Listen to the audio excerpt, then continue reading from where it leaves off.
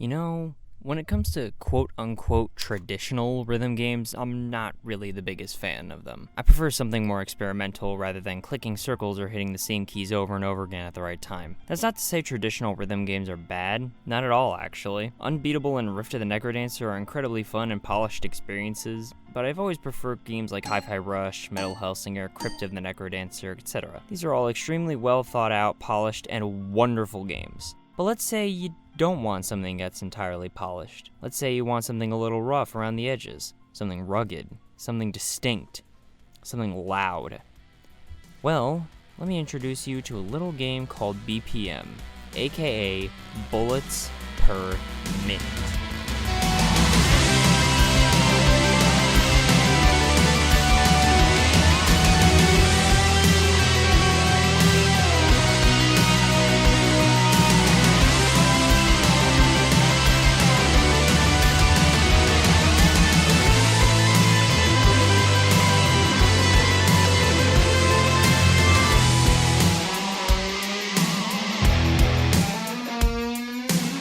BPM is a roguelike rhythm shooter created by Awe Interactive as their first ever project, releasing on September 15, 2020. Specifically in the boomer shooter genre of shooter, similar to Doom or Duke Nukem. What sets it apart from those of the same genre is 1, it's a roguelike obviously, and 2, it's a rhythm game. While playing it, you gotta shoot to the beat and light on your feet. Every bullet in the now has to be thought out, taking time to decide where to Alright. I think you get the idea by now. Shoot on the beat, dodge bullets, win game. It's simple on paper, but things get much more complicated when we introduce the third dimension. Roguelikes are typically either top-down or 2D side-scrollers. I can count the amount of roguelikes with a third axis in one hand, and because of that third axis, you don't necessarily have all the information about a room at all times. This can lead to some problems, but we'll get to that in a bit. Let's actually select our character, of which there's 10 of them, and they're all surprisingly pretty varied. You would think a roguelike shooter would have the characters feeling very samey, but no actually. I'm not going to go over every minute detail in each character, but each character has different starting health, different starting weapons, and abilities. As well as that, some of them have gimmicks completely unique to them. With that said, you won't be able to understand the gimmicks if you don't understand the game, so let's jump into the first set of levels, Asgard.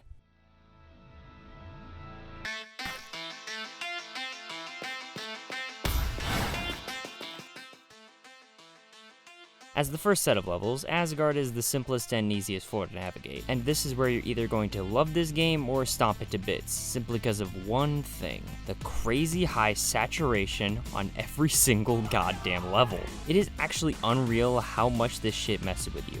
Darker enemies blend into corners way too easily and you can't see anything in the brighter rooms. Combined with the fact that a lot of the enemies are needlessly mobile or just fly, it becomes really hard to distinguish what's a torch in the background and what's a bullet. And for a game all about getting as far as you can without dying, that's kind of a problem. Thankfully, in the settings, you can change the saturation of each floor individually. I didn't end up doing that for this video, but it's honestly a huge blessing that the devs had the foresight to do this. Anyways, back to Asgard. Here you'll find the standard enemies you'll see throughout basically the rest of the run. Bats, spiders of varying sizes, and these annoying as shit flies. The bats and flies will obviously fly around the room shooting projectiles towards you. The spiders, meanwhile, are much more content to just run at you and make you think twice about going point blank with a shotgun. Along the way, you'll probably notice on the map these special room icons. You've got the main four: shops, treasure rooms, bosses, challenge rooms. You may find some lesser common ones: Damocles rooms, blacksmith, 2 different gambling rooms, libraries. But there are a couple that are rarer than even these. And there's a lot, so I'll just throw them up on the screen here. Also, one thing you may have noticed is that there's these 4 squares in the bottom left of your screen. One has a head, one has a shield, one has a hand, and one has a shoe. It's not immediately clear what exactly this means, but once you pick up your first item and watch it fill up your slot, it becomes a lot more obvious. Yeah, the special thing about BPM, unlike other roguelikes, is that you can only have up to 4 passive items at one time. 1 shield, 1 helmet, 1 pair of gloves, and 1 pair of boots. This is the main thing that separates BPM from other roguelikes of a caliber, and it makes the game much more interesting, since you have to really think about what you want to keep and what would be good to replace. Or it would be if the game actually did a good job of telling you what each item did. Yeah, this game takes a page out of the Binding of Isaac's handbook and straight up does not tell you what certain items do, only giving vague descriptions on what it does. But even then, sometimes these descriptions don't tell the full story. For example, these gauntlets make enemies drop more gold. You probably gather that by the very brief description. But did you know it makes your bullets pierce enemies and shields?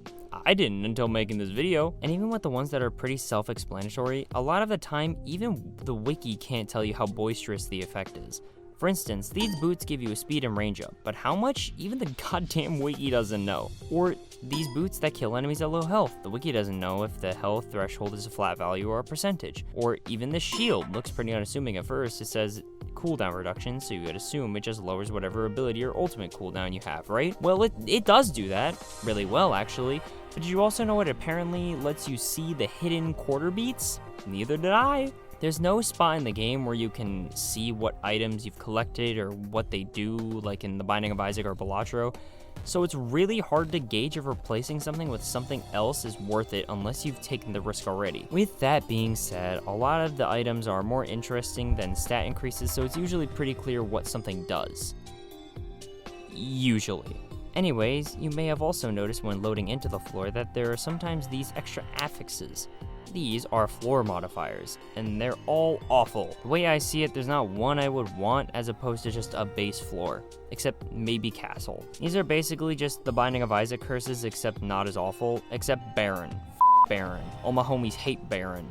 Bosses can also have modifiers, but unlike floors, they can have more than one. So there's a chance you walk into the boss room and see a burning champion clone giant vengeful Draugr. Look, I understand that these modifiers are meant to spice the game up a bit, since the bosses are all the same between floors. But doesn't the floor layout and drops already do that? I don't hate the modifiers, but I think their being able to be more than 2 at a time is stupid. Nothing is more boring than watching the boss get stuck on a pillar because he's giant, but you can't actually kill him quickly because he's both giant and a champion, and they both stack health, but you also can't get that close because they're burning. And do you see why this system could maybe be a little bit of a problem? Just make it so that bosses can only have 2 modifiers at a time, and also make sure they can have 2 HP boosting modifiers. It's really that simple. Anyways, finally, after beating the boss on both Asgard 1 and 2, you move on to the next set of levels, Vanaheim.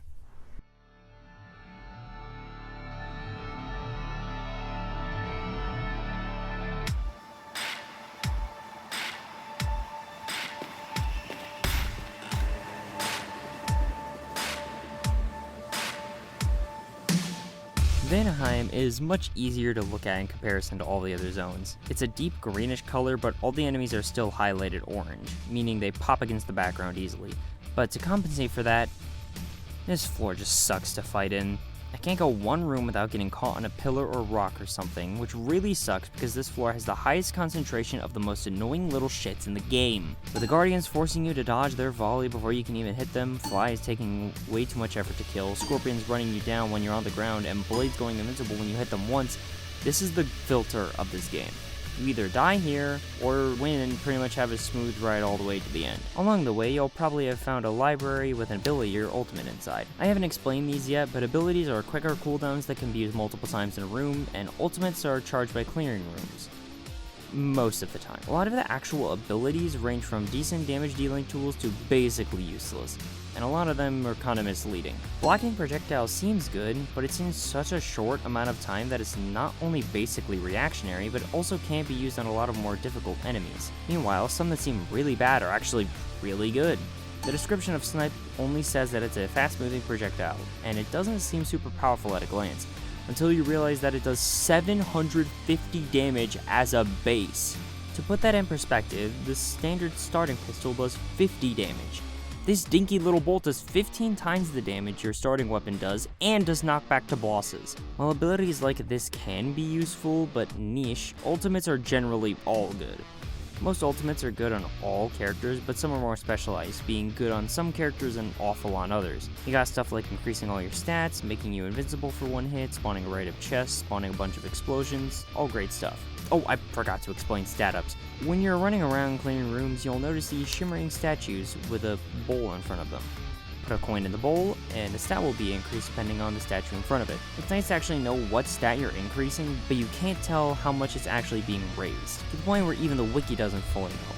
I'm starting to get real tired of not knowing these things. Anyways, the stats you can increase are damage, range, speed, luck, which affects the drops from chests and what kind of chests appear, precision, which increases the damage of critical hits, and ability, which upgrades abilities and ultimates. These do help, but honestly I never notice when they're active. This is going to seem like an out there comparison, but in games like Dead Cells, when you get a damage bonus for whichever weapon you're using, you feel the damage going up. But in BPM I barely notice a difference. Same with range and speed. Luck I could never notice a difference even if I was told what the specifics are. Precision is useless, and ability only works for like 2 ultimates, and the actual abilities are honestly not that noteworthy. Listen, okay, I promise this game is good. There's just a lot of little problems that bother me more than they should, okay? Let's just finish off the boss and move on to the next zone. Penultimate zone, Svartalheim. When you first get to Svartalheim... Wait, hold on. Just listen for 1 second. Is this just the title screen music? It is. It 100% is. What the hell? Why? Did they suddenly run out of music to use? You made a completely original track for one alt floor in the game, but you gave up on making another original track for a main level? Grievances aside, I want to quickly mention the soundtrack. Obviously, it sounds excellent on its own with banging hard rock and metal beats, but for a rhythm game, that's standard. What surprised me was that the game had no adaptive music of any kind. Most roguelikes have adaptive music in some form, so it's really weird that this one doesn't. Okay, so, post-production, Eggboy here. So I found out through a little bit of testing that the game actually does have adaptive music, just not in, like a normal sense, like the way the Binding of Isaac does it or Balatro does it. Instead of it getting more intense when you're in a room with enemies, it gets more intense the higher your streak is and your multiplier. So if you have a ×4 multiplier, the bridges between the choruses get more intense than if you have like a 1x multiplier. I just thought I would mention that. I was wrong, but you know, it's just kind of whatever, right? Like, I mean, it does have adaptive music, and that's the important thing here. Either way, this zone is probably the worst to actually look at. The enemies aren't highlighted in a different color like the last zone, so enemies blend into the reds and oranges of the background really easily. Thankfully, this is the worst it gets, and this floor is much, much easier than the last one in my opinion. There's only a few room types that feel too claustrophobic, unlike the last few floors where no matter how big the rooms were, it felt like there wasn't enough space, and by the time you get to this zone, you'll probably have some sort of movement to help you navigate the area easily. The lava can be annoying if you aren't paying attention, and there's way more lava spots to fall into, unlike the few bottomless pits of the last floors, and despite what I said initially, the music is just immaculate.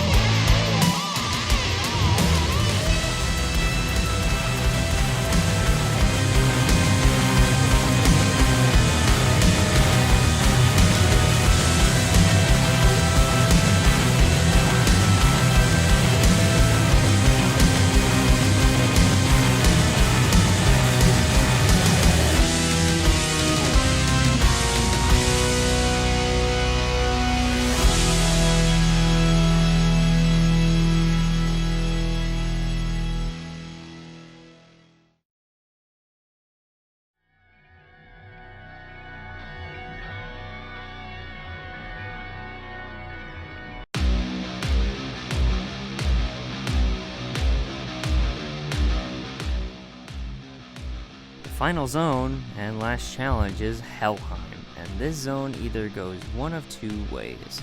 Either it's the most obnoxious, unfun floor to go through, or it goes by insanely quickly and poses no challenge whatsoever. And the reason for this is because bosses from the previous floor can show up as normal enemies.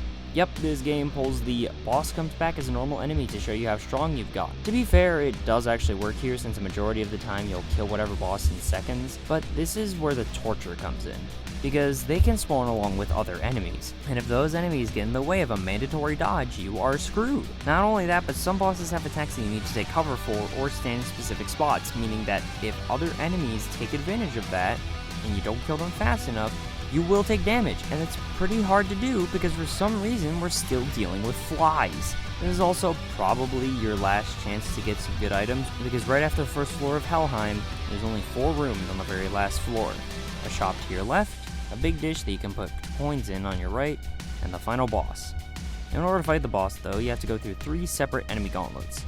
These are honestly nothing special, just a refight of the first 2 bosses, and then some new shield enemies. Afterwards, the final fight begins against Nidhogg, this big dragon guy. This is one of only 2 bosses to have 2 different phases, with the health to actually justify it too, because this fight can really take a while if you don't have the damage. But finally, after taking care of both his first and second phase, dealing with all the AoEs, all the tracking projectiles, and all those skull bullshit, you'll finally get your win.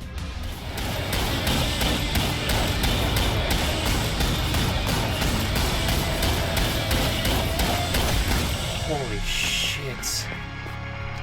Oh.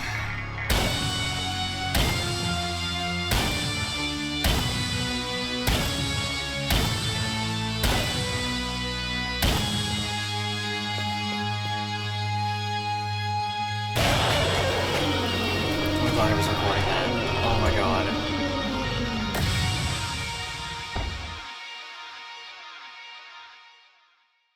Well, that was pretty much BPM. I didn't want to go over absolutely everything like I wanted to, but I wanted an easier video to make since the last one took a lot out of me. And speaking of that, thank you for all the support on the last video. I thought I would maybe get 300 views, and at the time of this video going up, it just surpassed 4,000. Genuinely, it means so much to me that you guys took the time out of your day to listen to some kid talk about video games. It really means a lot. Also, I should probably mention both the Friday Night Funkin' and Heavensward-shaped elephant in the room. I'm still playing Final Fantasy, I promise, and I was planning on making a video about Friday Night Dustin, but then The Binding of Isaac happened, then Final Fantasy XIV happened, and then I started playing Warframe, then I got back into Guilty Gear, then I started playing Wuthering Waves, and now Marvel Tokon Beta is out, and then the Avatar Legends game is coming out, and I literally do not have time for everything. So, as of right now, Friday Night Dustin is on hold, because I do want to make a video on it. It's just not really in the list of priorities right now. Anyways, regarding an actual conclusion for BPM, there are a few extra things that annoy me, but I didn't really feel like mentioning because they were mostly nitpicks, but otherwise this game is great. I know I was kind of hard on it, but I'm hard on it because I love it, and I want to see the developers succeed. I haven't played their demo for BPM Bit Crushed yet, but it seems like a rhythm gungeon type of game, which I'm all for. Anyways, that's about all I want to say. Hellish Mode can suck my balls, and I'll catch you all later. See ya.